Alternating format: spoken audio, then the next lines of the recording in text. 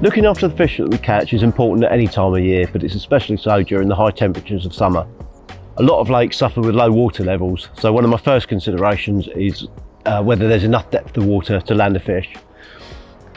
If there isn't, I might have a contingency plan, and that could be waders or might just be crocs and shorts, but I need to have some way of getting into the water so I can reach enough depth to net the fish.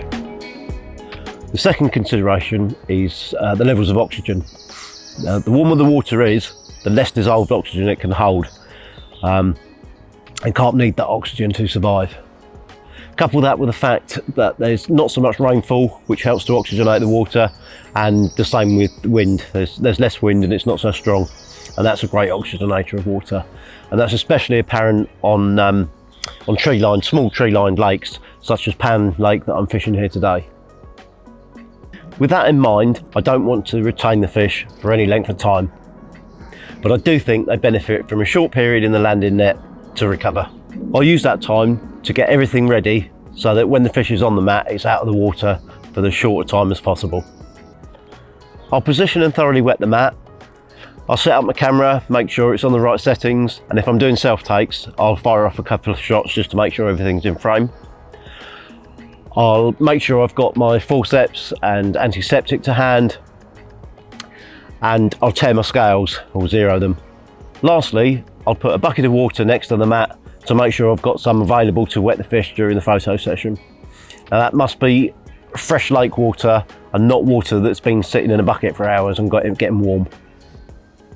If possible, I'll try and unhook the fish in the water. A hook that gets caught in your net mesh can lead to mouth damage.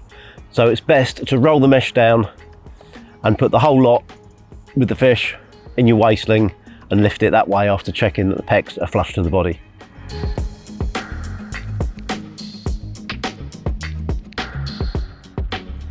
Summer carp often have a few marks and scrapes from spawning, and a little bit of antiseptic just sprayed on the wound helps to aid recovery and prevent infection. It will temporarily dye their skin though, so make sure you put it on after you've taken your photos.